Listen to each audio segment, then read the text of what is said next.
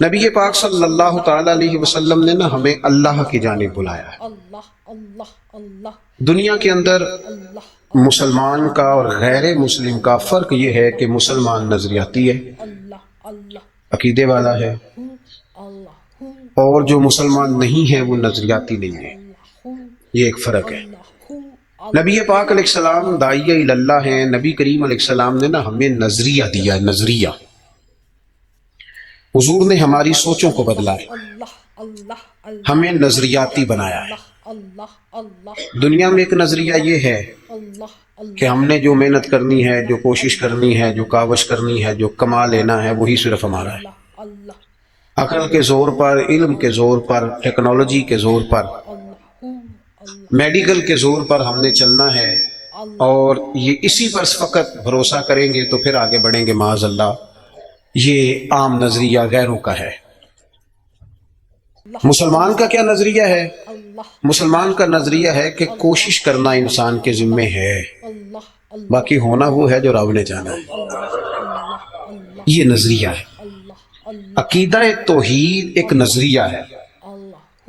جب رب چاہے گا، جتنا چاہے گا، جس کو چاہے گا اپنے فضل سے عطا فرمائے گا۔ یہ ایک نظریہ ہے۔ نبی پاک صلی اللہ تعالی علیہ وسلم نے مکمل محنت کا حکم دیا، جد و جہد کی بات کی، ہمت کی بات کی، لیکن فرق کیا ہے؟ کافر بھی محنت کرے گا، ہم بھی محنت کریں گے۔ فرق یہ ہے کہ وہ اسباب سے نتیجہ چاہتا ہے۔ مومن کی یہ شان ہے کہ وہ ساری محنت کر کے نتیجہ اپنے رب کریم پہ چھوڑ دیتا ہے۔ ہمارے ساتھ آہستہ آہستہ یہ ہوا ہے کہ جدید دور آیا، اس دور کے اندر لوگ مادہ پرستی کی طرف بڑھے، علم پر، ٹیکنالوجی پر، میڈیکل پر، اپنی کاوش پر، اپنی عقل پر اتنا بھروسہ کیا کہ وہ اس طرح کی بولیاں بولنے لگے جس طرح کی بولیاں غیر بولتے تھے۔ ہمیں یہ حکم دیا گیا ہے کہ تم نے اپنی ہر چیز اپنے رب کے حوالے کر دینی ہے۔ تمہاری ساری کی ساری توجہ اور تمہاری مکمل توجہات کا مرکز اللہ کی ذات پر بھروسہ ہونا چاہیے۔ آپ کبھی غور کریں تو نبی پاک صلی اللہ علیہ وسلم اس مضمون کو ہمیں کس طرح سمجھاتے ہیں۔ حضور علیہ السلام فرماتے ہیں اگر تم رب پر بھروسہ کرو گے نا تو وہ تمہیں اسی طرح رزق دے گا جس طرح پرندوں کو عطا کرتا ہے۔ کبھی اس حدیث کے حسن پر غور کریں، پرندے کی کتنی تعلیم ہے، کون سا کام سیکھا ہے، گھر سے نکلا ہے تو اسے پتہ ہے کس دفتر میں جانا ہے، اسے پتہ ہے کہ میں نے کہاں نوکری کرنی ہے۔ نکلنا بہرحال شرط ہے، نکلنا اس نے ہے۔ حضور فرماتے ہیں نکلو پر تمہارا بھروسہ رب کریم پہ ہو، جب تم لوٹو گے تو اسی طرح تمہیں روزی دے گا جس طرح پرندوں کو عطا کر دیتا ہے۔ ہم نے نظریاتی بننا ہے، نظریاتی۔ ہمارا سارا دھیان بندوں کی طرف ہے، ساری توجہ مالداروں کی طرف ہے، سارا خیال سیٹھوں نوابوں کی طرف ہے، سارا میلان ہمارا بزنس کی طرف ہے۔ سارا، یہ سارا نہیں ہونا چاہیے۔ ہاتھ کار والے پر دل یار والے، یہ میلان سارا نہیں ہونا چاہیے تھا۔ حضور نے ہمیں سکھایا ہے کہ بھروسہ اللہ کی ذات پہ، بھروسہ۔ اسلام ایک روحانی دین ہے، یہ آپ کو قلبی قرار دیتا ہے، سکون عطا کرتا ہے۔ آپ جب کچھ چیزیں اللہ پہ چھوڑ دیتے ہیں نا، بڑی ساری چیزیں دوستوں پہ نہیں چھوڑی، بڑی ساری رشتہ داروں پہ نہیں چھوڑ دیتے مجھے پہنچ پڑیں گے، بڑی ساری ماں باپ پہ نہیں چھوڑ دیتے، بڑی ساری جوان اولاد پہ نہیں چھوڑ دیتے، ادھر ادھر جو اتنی توجہ کرنی ہے تو سارا کچھ رب پہ کیوں نہ چھوڑ دیں، اللہ پہ کیوں نہ چھوڑ دیں۔ دیکھو اسلام کی جو پہلی جنگ ہوئی باقاعدہ، اور جس جنگ کے اندر اللہ کے فضل سے مسلمانوں کو وہ کامیابی ہوئی کہ اس کے اثرات آج تک باقی ہیں۔ میں نے ذمہ داری سے کہا ہے آج تک اس کے اثرات باقی ہیں۔ وہ جنگ کون سی ہے؟ جنگ بدر۔ آپ بولے نہیں جی میں آخری دفعہ کہہ رہا ہوں، بچے بھی، اور آپ دوست جو بڑے ہیں وہ کبھی کام بتائیں بچوں کو تو اشارے سے، چپ کرنے کا اشارہ یہ ہے، اس کو سیکھ لیں۔ آپ بولے نہیں، بولنے سے تو جو چپ کرانے والے ہوتے ہیں ان کا شور زیادہ ہو جاتا ہے۔ آپ میری بات پہ غور فرمائیں، میں بڑی اہم بات کر رہا ہوں آپ سے، اور چونکہ میں تھوڑی تقریر کرنے کا قائل ہوں اس لیے میں چاہتا نہیں کہ کسی چیز کو کہیں روکا جائے، بس بات ہو جائے تسلسل سے۔ جنگ بدر کے اندر تلوار تلوار سے نہیں لڑی، صرف نیزہ نیزے سے نہیں لڑا، صرف برچھی برچھی سے نہیں لڑی۔ جنگ بدر میں دو نظریے تھے جو آپس میں لڑ رہے تھے، دو نظریے۔ ایک نظریہ کفار مکہ کا تھا، وہ کہتے تھے کہ ہم اونٹ بہت سارے ساتھ لے کے آئے ہیں، ہر روز ایک اونٹ ذبح کریں گے، معاذ اللہ شرابیں پیئیں گے، موج کریں گے۔ ان کا یہ نظریہ تھا کہ ایک بندے کے پاس تین تین قسم کا اسلحہ تھا، تلوار بھی ہے، نیزہ بھی ہے، تیر بھی ہے۔ اس طرف کیا تھا، اس طرف وہ 1000 بندہ، یہاں 313۔ اور جب سواریوں پہ سفر کر رہے تھے تو انہوں نے سواریاں ذبح کر کے کیا کھانی تھی، ایک ایک سواری پہ 2 3 3 لوگ سوار تھے۔ حال یہ تھا کہ 6 زرہیں اور 8 تلواریں۔ اب انسان یہ ذہن میں بات بٹھائیں کہ انسان جب اپنے مقابلے میں طاقتور بندے کو محسوس کرتا ہے تو ذہنی طور پر ہی کمزور پڑ جاتا ہے۔ یعنی بندوق آپ کی یہاں گردن پہ رکھ دی جائے تو بہت بڑا بہادر کہلانے والا آدمی بھی پورا کانپ جاتا ہے۔ جب ذہن بن جائے نا کہ میرے سامنے 3 گنا زیادہ فوج کھڑی ہے اور اسلحے سے لیس ہے، بندہ نفسیاتی طور پر ہی کمزور ہو جاتا ہے، ذہنی طور پر ہی۔ لیکن یہ 312 اور 13 کمزور کیوں نہ ہوئے، یہ گھبرائے کیوں نہ؟ جب ابو جہل نے رات کو بندے بھیجے نا، اس نے کہا جاؤ جا کے پتہ کر کے آؤ مسلمان کتنے ہیں، تو جاسوس نے جا کے کہا کہ جناب وہ 313 ہیں، اتنا تھوڑا سا اسلحہ ہے، تھوڑی سی سواریاں ہیں۔ تو ابو جہل کہنے لگا ان سے لڑائی کیا کرنی ہے، انہیں صبح نا گھوڑوں کی اونٹوں کی پشتوں پہ باندھ کے مکے لے جائیں گے۔ یہ خوش فہمی دیکھو، یہ منہ اور مسور کی دال، وہاں لے جائیں گے اور لے جا کے نا وہاں ان سے بات کریں گے۔ تو وہ جو جاسوس تھا نا وہی بول پڑا، کہنے لگا سردار پوری تو سن لے بات۔ اس نے کہا پوری بات کیا ہے؟ کہا پوری بات یہ ہے کہ ہیں 313 پر سب کا شہید ہونے کا ارادہ ہے، کشتیاں جلا کے آئے ہیں، بندہ کمزور پڑنے والا ایک بھی نہیں۔ اب نظریہ لڑا۔ نظریہ کیا تھا کہ حضور نے فرمایا تھا میرے رب کا وعدہ ہے وہ تمہاری مدد کرے گا، اور پھر وَلَقَدْ نَصَرَكُمُ اللَّهُ بِبَدْرٍ وَأَنْتُمْ أَذِلَّةٌ، اللہ نے مدد کی۔ اللہ فرماتا ہے میں نے تمہاری مدد کی میدان بدر میں، وَأَنْتُمْ أَذِلَّةٌ، تم تو کمزور تھے۔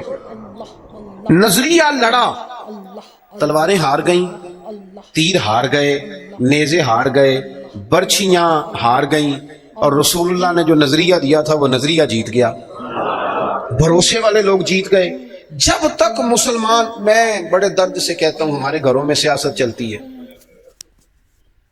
بچے میری مٹھی میں رہیں، سسرال والے میری مٹھی میں رہیں، محلے والے میری مٹھی میں رہیں، برادری والے میری کوئی نہیں رہتے میاں یہ مٹھی چھٹی میں، کوئی نہیں رہتا۔ مجھے ایک بزرگ کہنے لگے 5 بچے ہیں ایک بھی نہیں سنتے، تو میں نے کہا بابا جی اتنی مجبوری کیا ہے بچوں کو سنانے کی؟ آپ نے جو سنانا ہے رب کو سنائے، جتنی دیر ان پر دھیان کرنا ہے اتنے نفل بڑھا دیں، ان کو موج کرنے دیں۔ آپ کتنا کو انہیں قائل کریں گے اور کتنا کو مائل کریں گے، یہ تو اسی طرح کا سلسلہ ہے۔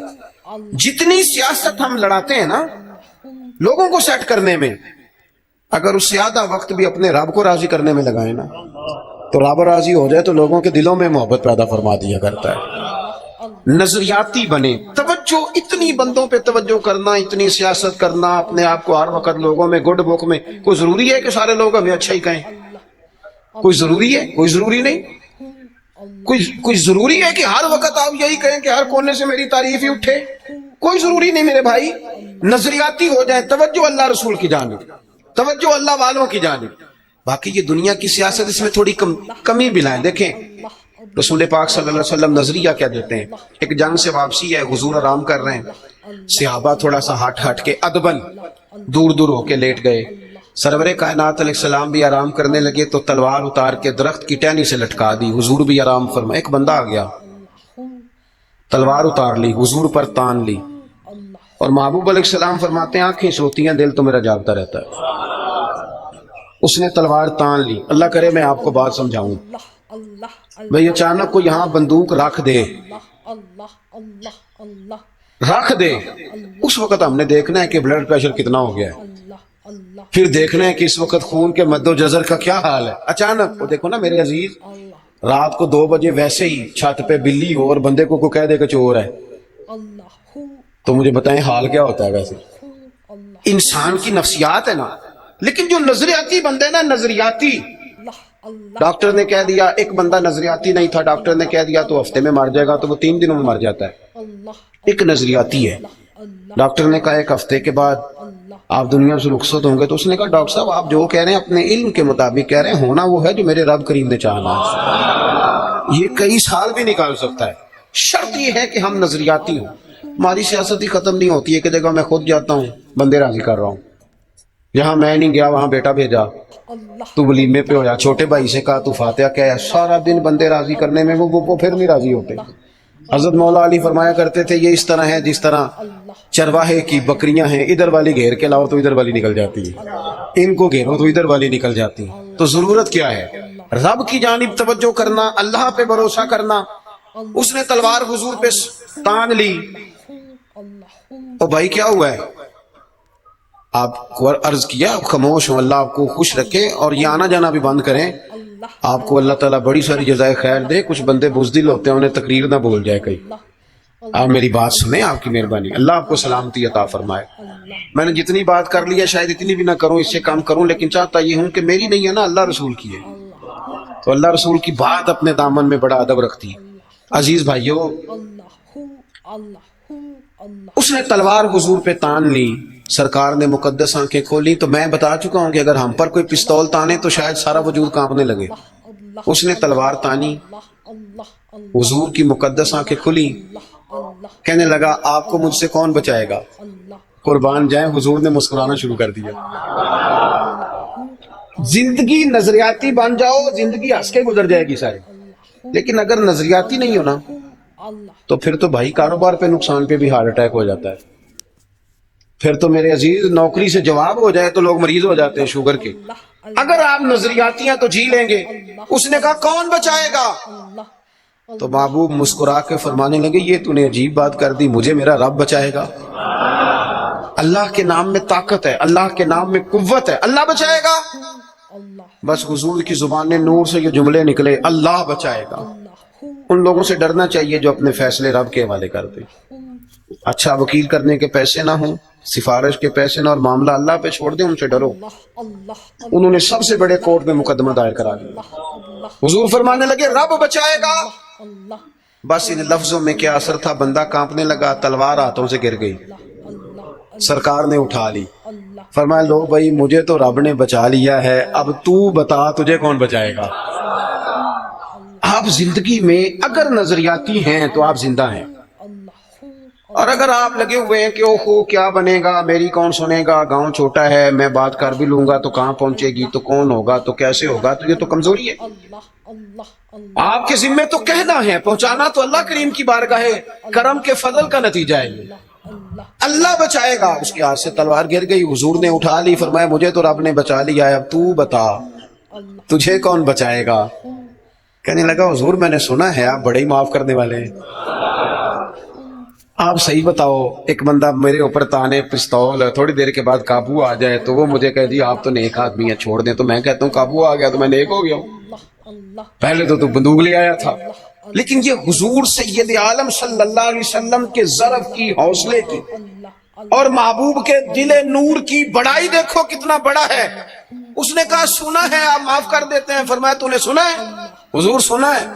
پھر مسکرا پڑے, فرمانے لگے جا پھر میں نے معاف کیا, ہو گئی بات ختم. معافی تو یہاں پہلے ہے سب سے, جا معاف کیا.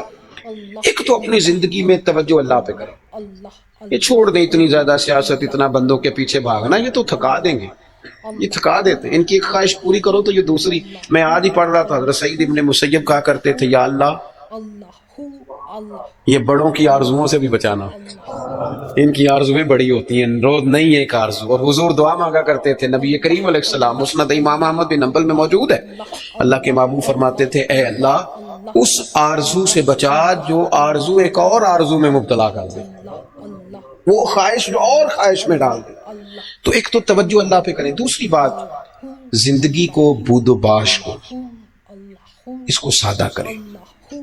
سرور کائنات صلی اللہ تعالی علیہ وسلم کا کمال یہ تھا کہ لوگ نا حضور کے ساتھ ڈیل کرنے میں آسانی محسوس کرتے تھے, کہ حضور سے بات آسانی سے کی جا سکتی ہے. سرور کائنات بات سنتے ہیں.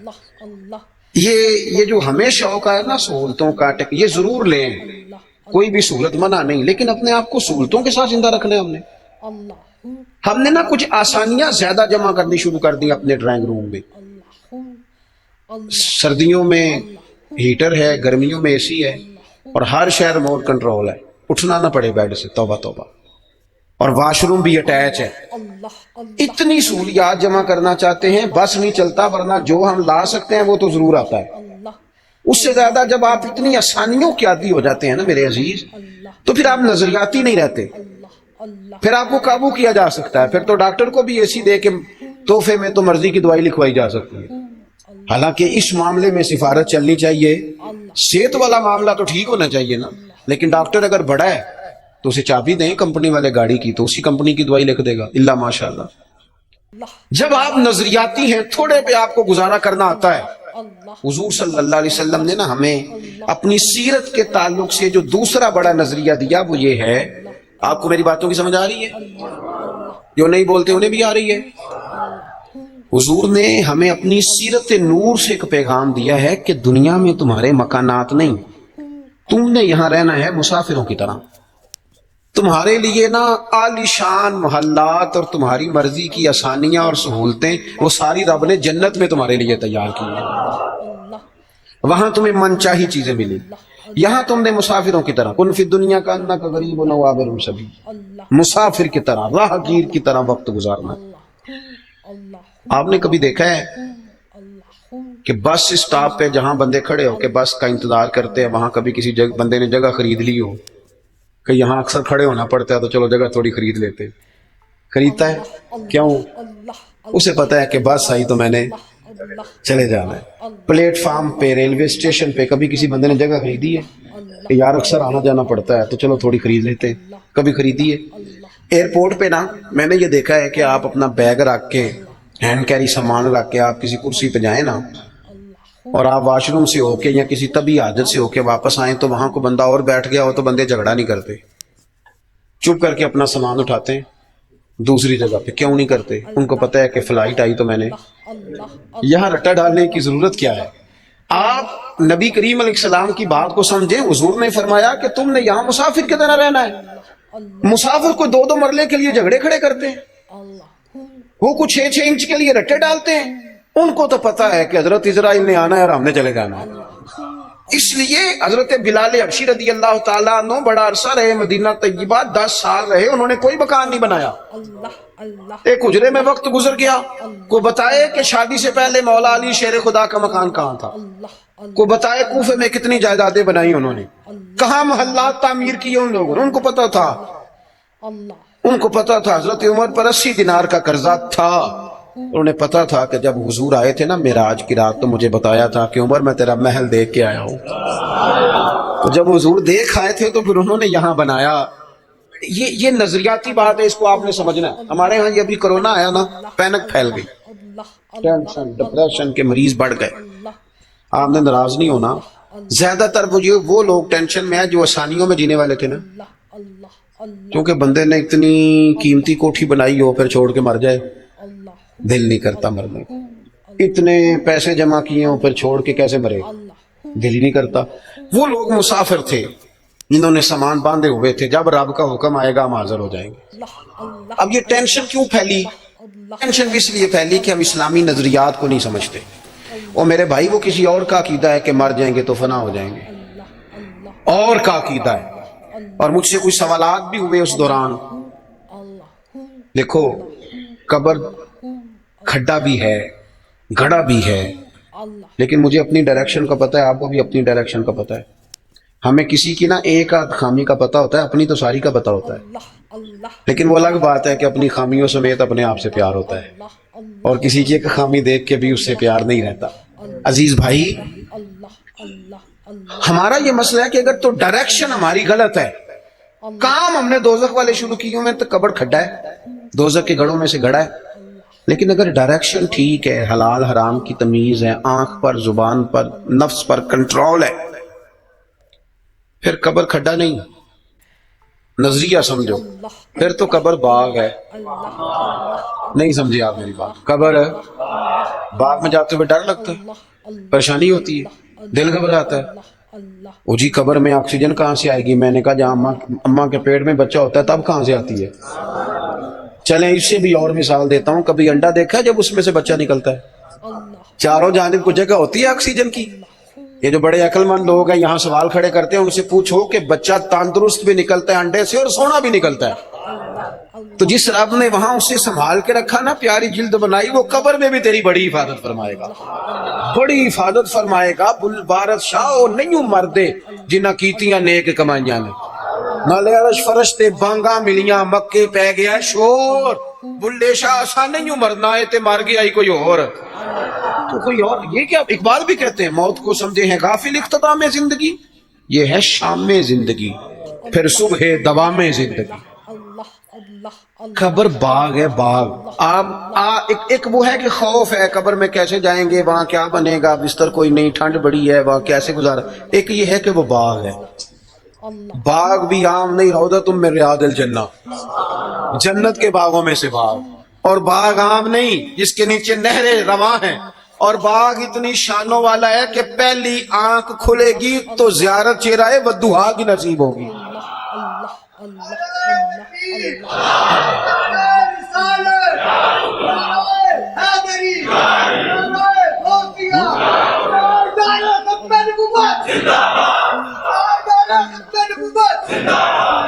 آپ میری بات پر توجہ کریں، جب آپ کا یہ نظریہ بن جاتا ہے نا کہ میرے لیے آگے بڑا کچھ ہے۔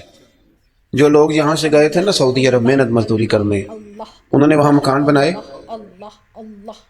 میں نے دیکھا ہے کہ جس نے جو گیا تھا نا 35 سال پہلے جو کمبل خریدا تھا، واپس آنے تک وہی کمبل ہے، اور وہاں بیٹھ کے اس کو پتہ ہے نا میرا گھر پاکستان میں ہے، تو یہاں وہ ٹائلیں بھی لگواتا ہے، حالانکہ آ کے سال میں رہنا 15 دن ہے، 20 دن ہے، ٹائلیں بھی لگوا رہا ہے، تیاریاں بھی، کیوں ذہن بن گیا میرا اصل گھر ہے۔ یہ حضور ہمیں سوچ دیتے ہیں کہ تمہارا اصل گھر جنت میں ہے۔ اسی پنجابی چ ایک لفظ بول رہے ہیں، تو کدے سوچیا بھی نہیں ہوگے گا، بولتے ہیں نا جی، اس کا معنی کیا ہے کہ تیری سوچ سے، تیرے ادراک سے ماوراء بات کر رہا ہوں۔ حضور کیا فرماتے ہیں؟ نبی پاک فرماتے ہیں تمہارے لیے رب نے جنت میں وہ نعمتیں تیار کی ہیں نہ کسی آنکھ نے دیکھی، نہ کسی کان نے سنی، اور فرمایا تمہارے دل پر خیال بھی نہیں گزرا ہوگا کہ اللہ یہ عظمتیں عطا فرمائے گا۔ اس کی طرف رغبت کی۔ یہ تو آپ آئے ہیں جاہل لوگ جو جنت کا مذاق اڑاتے ہیں۔ ہمارے بعض نعت خواں اللہ ماشاءاللہ، بعض ادیب، بعض شاعر، بعض واعظین، وہ کہتے ہیں میں جنت ہوگا دی گل کرنا، اگا کتے جانا ہے تو؟ یہی سارا کچھ ہے، جنت میں ہی اللہ کا قرب ملے گا، اور یہی رسول اللہ کی زیارت بھی نصیب ہوگی۔ آگے کتے جانا ہے تو نے؟ کون سی نئی جگہ بنا لی میاں تو نے؟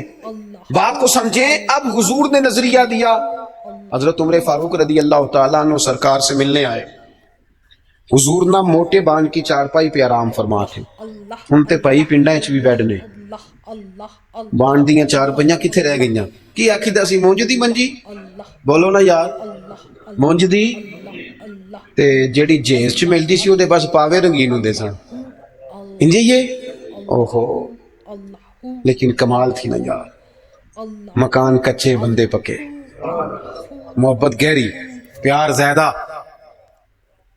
حضرت عمر آئے، اللہ کے رسول آرام فرماتے موٹے بان کی چارپائی پہ، حضور حضرت عمر کے لیے اٹھے تو کمر پر نا یہ جو موٹے بان کی چارپائی ہوتی ہے اس کے نشان پڑ جاتے ہیں، اور ہم نے دیکھے اکثر بزرگوں کی کمروں پہ نشان ہوتے، اکثر دیکھے۔ سرکار اٹھے تو کپڑا مبارک ذرا ہٹا تو دیکھا کہ نشان پڑے ہوئے، تو حضرت عمر رو پڑے، دلیر آدمی تھے پر رو پڑے، حضور کی محبت میں روئے۔ عرض کی یا رسول اللہ کیسر و کسرا تو دنیا میں بڑی آسانیوں میں ہیں، اور آپ اللہ کے حبیب ہو کے؟ وہ درد سے رو رہے ہیں، اخلاص سے بات کر، لیکن نبی کریم علیہ السلام ان کی سوچوں کو بدل رہے ہیں، انہیں نظریہ دے رہے ہیں۔ حضور فرمانے لگے عمر تم پسند نہیں کرتے کہ وہ دنیا میں تھوڑی آسانی لیں اور آخرت میں رسوا ہو جائیں، اور یہ پسند نہیں کرتے کہ ہم دنیا میں تھوڑی تکلیف برداشت کریں اور آخرت کی ساری سعادت اللہ ہمیں ہی عطا فرما دے۔ اس لیے حضور نے فقر کو پسند کیا، سادی روٹی کو پسند کیا، کچے مکان کو پسند کیا۔ جب آپ کا نظریہ یہ نہیں بنتا کہ میرے لیے آگے بڑا کچھ ہے، اتنی دیر تک انسان آخرت کی تیاری کا شوق پیدا نہیں کرتا۔ اگر یہ نظریہ بن جائے، وہ ملا رومی رحمت اللہ لکھا ہے کہ مصر میں ایک زمانے تک یہ طریقہ رہا کہ وہ سال کے نا آخری دن، سمجھ لیں ذی الحج کی 29 تاریخ کو دریا کے کنارے جاتے تھے، تو جو بندہ سب سے پہلے کشتی سے اترتا تھا نا اسے پکڑ کے بادشاہ بنا لیتے، پورا سال اس کی بات مانتے تھے، لیکن سال گزرنے سے 2-3 دن پہلے اسے جنگل میں چھوڑ آتے تھے، بھیڑیے کھا جاتے تھے، کہتے تھے اگر زندہ رہا تو دوبارہ کرسی پہ بیٹھنے کی سازش کرے گا۔ اس کا بھی بڑا ذائقہ ہے نا، ایک دفعہ بندہ بن جائے تو پھر یہ چسکا جاتا بھی نہیں۔ تو ان کا یہ طریقہ تھا۔ ایک درویش بھی ایک دن، اسے کیا پتا تھا کہ یہ بادشاہ بنائیں گے، وہ اترا کشتی سے، انہوں نے پکڑ لیا، وہ کدھر لے کے جا رہے ہو؟ کہ تمہیں بادشاہ بنانا ہے۔ کہنے لگا مجھ سے تو پوچھ لو۔ انہوں نے کہا بادشاہ ہم جو بندہ آتا ہے نا ہمارا اصول ہے بادشاہ بنا لیتے ہیں۔ تو اس نے کہا ٹھیک ہے، بتاؤ بادشاہ کے ساتھ کیا کرتے ہو، کیا طریقہ؟ انہوں نے کہا جی سال آپ کی بات مانیں گے۔ تو میں سال کے بعد کہنے لگے وہ جنگل ہے اس میں چھوڑ آئیں گے۔ کہنے لگا ایک تو 2 وعدے کرو، ایک تو تم جو میں کہوں گا سارا سال مانو گے، اور دوسرا اسی جنگل میں چھوڑو گے، کسی اور میں تو نہیں پھر چھوڑا ہوگے؟ انہوں نے کہا نہیں اسی میں چھوڑیں گے۔ اس نے بیٹھتے ہی پہلا حکم یہ دیا کہ اس جنگل سے ساری جھاڑیاں کاٹ دو۔ دوسرا حکم یہ دیا، اب جھاڑیاں کٹ رہی تھی تو درندے ویسے ہی بھاگ گئے جنگل سے۔ پھر اس نے کہا کہ یہاں ذرا لگا کے نا اچھی طریقے سے حال تو ذرا پھول اگاؤ، کھیتیاں اگاؤ۔ وہ پورا سال وہ باغ سنوارتا رہا۔ اب لوگوں نے وعدہ کر لیا تھا وہیں چھوڑ کے آئیں گے۔ سال کا آخر ہوا تو پہلے بادشاہوں کو لے جائیں، وہ بیٹھتے تھے نا کرسیوں پہ تو غافل ہو جاتے تھے اور چکروں میں پڑ جاتے تھے۔ معاذ اللہ کہتے تھے یہ گزارو نا تو پھر آخری دن دیکھا جائے گا۔ معاذ اللہ جو آج ہماری سوچیں بن گئی۔ اب آخری دن جب جنگل میں لے کے جاتے تھے تو تڑپتے تھے نہ لے کے جاؤ نہ لے کے جاؤ، لیکن اس نے چونکہ سارا سال محنت کی تھی نا وہاں جانے کے لیے، اس کو جب لے کے جا رہے تھے تو کہہ رہا تھا اجلونی ذرا جلدی نہیں لے جاتے، ذرا جلدی نہیں لے جاتے۔ عارف رومی فرماتے ہیں کچھ بندے دنیا میں رہتے ہیں، دنیا میں جیتے ہیں، لوگوں کے ساتھ وقت گزارتے ہیں، لیکن موقع ملا ہوتا ہے نا اپنی قبر کو باغ بناتے رہتے ہیں، پھول لگاتے رہتے ہیں۔ اور یار کتنی لمبی راتیں ہیں، جو ان راتوں میں بھی تہجد نہ پڑھے اس نے کب پڑھنی ہے؟ جو ابھی بھی، اور دروازہ صبح کھٹک گیا تو پھر بھی تو اٹھنا ہے کہ نہیں؟ بولو خدا نہ کرے کوئی بیمار ہو گیا تو سحری میں اٹھنا پڑے گا کہ نہیں؟ بہتر نہیں رب کی رضا کے لیے اٹھ جائیں؟ اٹھے نا 5 بجے آدھا گھنٹہ نفل پڑھیں، پھر فجر ہو جائے گی، پھر اس کے بعد فجر کی فرائض کی تیاری کریں۔ دنیا میں رہ کے جو بندہ اپنی وہاں کے مارتا رہے گا نا بچھو قبر کے، انشاءاللہ جب وہ دنیا سے جائے گا نا تو حضرت بائیجید بستامی کی طرح ہنستا مسکراتا ہی دنیا سے جائے گا، پھر ہنستا مسکراتا ہی دنیا سے جائے گا۔ اعلیٰ حضرت بریلوی کہتے ہیں ہم تو لحد میں عشق رخ شاہ کا داغ لے کے چلے، اندھیری رات سنی تھی تو چراغ لے کے چلے، اپنی اس فکر کا اظہار کریں۔ بات ختم کرتا ہوں۔ ایک خاتون نے آ کے عرض کیا تھا، بخاری شریف میں موجود ہے، یا رسول اللہ میں مرگی کی مریض ہوں۔ تو سرکار نے فرمایا کہ کیا چاہتی ہے؟ عرض کی حضور چاہتی ہوں میرے لیے دعا کر دیں، اللہ شفا دے دے۔ حضور سب کے لیے دعائیں کرتے تھے، پر آج پتہ کیا فرمایا؟ فرمایا اگر تو چاہے تو دعا کر دیتا ہوں شفا ہو جائے گی، اور اگر کرے صبر، مانا کیا ہے مرگی کے ساتھ ہی گزارا کرے، تو پھر میں دعا کروں گا رب تجھے جنت عطا فرمائے گا۔ اب ذہن بن گیا تھا نا کہ آخرت ٹھیک ہونی چاہیے، نظریہ بن گیا تھا۔ تو وہ خاتون فوراً کہنے لگی یا رسول اللہ آپ دعا کر دیں رب مجھے جنت ہی عطا کرے۔ کیا کہہ رہی ہے بھلا؟ وہ کہہ رہی ہے میں مرگی کے ساتھ ہی گزارا کر لوں، تھوڑی سی تو زندگی ہے جی لوں گی مرگی کے ساتھ ہی۔ سرکار نے دعا کر دی، عرض کرنے لگی یا رسول اللہ صلی اللہ علیہ وسلم جب مرگی ہوتی ہے تو جسم سے کپڑا ہٹ جاتا ہے، عورت ہو تو حیا آتی ہے۔ تو محبوب نے دعا کر دی۔ لوگ کہتے ہیں جتنی مرضی مرگی ہوتی تھی کپڑے جسم پہ قائم رہتے تھے۔ بڑا لمبا وہ خاتون حیات رہی، باہر سے کوئی آتا تھا تو صحابہ پوچھتے تھے جنتی عورت دیکھنی ہے؟ اس بوڑھی کی زیارت کرو، اسے دنیا میں حضور نے جنت کی بشارت عطا فرمائی۔ اپنی زندگی کے اندر 2 باتیں میں نے آج جو حضور نے ہمیں سکھائی ہیں وہ آج اس اجتماع میں آپ کی خدمت میں عرض کی ہیں۔ 2، ایک تو بھروسہ اللہ پہ کرنا ہے، کچھ چیزیں رب پہ چھوڑ کے دیکھیں کرم ہو جائے گا، اور دوسری بات یہ کہ رہیں دنیا میں لیکن تیاری آخرت کی کریں۔ اصل گھر یہ میاں محمد بخش صاحب رحمۃ اللہ علیہ کو ایک بندہ لے گیا ٹانگے پہ بٹھا کے اپنے گھر، بڑی دیر سے کہہ رہا تھا حضور دعوت قبول کر لیں، تو وہ رستے سارے بتاتا گیا یہ زمین بھی میری ہے، یہ بھی میری ہے، یہ بھی میری ہے، یہ بھی میری ہے، تو بتاتا کہ اللہ والوں پہ دولتوں کا اثر کوئی نہیں ہوتا۔ تو وہ نہ جب وہ زیادہ ہی اوور ہو گیا، زیادہ ہی کہانیاں سنائی، وہ بھی خوہ ساڈا تے وہ بھی میل ساڈی ہوتی ہے نا طبیعت، تو میاں صاحب رحمۃ اللہ علیہ کہنے لگے بیلیا بس کر، اے تیرے تو پہلا کی دی سی؟ اس نے کہا جی فلانے کی۔ فرمانے لگے تیرے بعد کس کی ہوگی؟ وہ چپ کر گیا تو فرمانے لگے دانش مندان دا کم ناہی دل دنیا تے لانا، اس ووٹی تے لکھ خامد کیتے تے جو کیتا سو کھانا۔ یہ تو بڑے خامد کرتی ہے، آج کوئی مالک تھا کل کوئی اور مالک ہوگا. ہم تو اصل وارث اس جگہ کے ہیں جو رب رسول جنت میں اپنے فضل سے عطا کریں گے. اس طرف توجہ کریں. اللہ آپ کو بہت سی برکتیں دے.